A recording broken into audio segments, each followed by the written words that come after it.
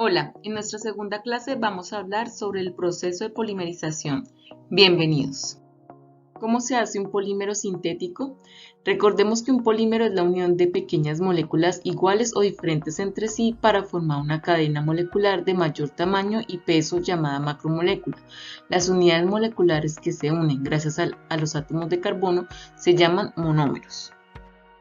De esta forma, los monómeros se encuentran dispersos y la unión de estos se lleva a cabo mediante un proceso químico llamado polimerización, ayudada con los catalizadores, que son otras moléculas que llegan a intervenir en la reacción química y que tienen como función acelerar la reacción.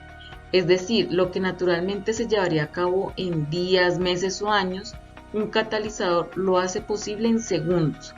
De igual forma, el tipo de catalizador o la forma de esta molécula afecta directamente la organización que vayan a tener los monómeros ya en la formación de la cadena molecular o macromolécula.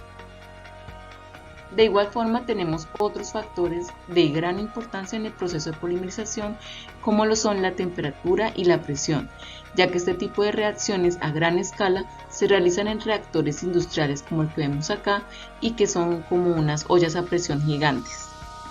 Existen varias técnicas y mecanismos de polimerización. Sin embargo, todas estas presentan un objetivo en común, que es unir pequeñas moléculas hasta obtener una molécula de gran tamaño. Las principales reacciones empleadas para la obtención de polímeros son polimerización por adición y polimerización por condensación. En la polimerización por adición, todos los monómeros se van juntando a una cadena que está en crecimiento y forman un polímero. De aquí no se genera un subproducto ni residuos.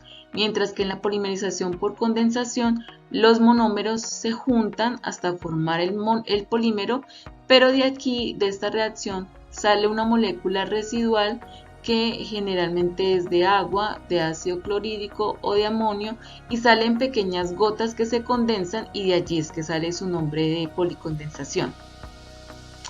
Este dato es importante porque hay muchos materiales plásticos que suelen absorber la humedad del ambiente, o que también los llaman higroscópicos.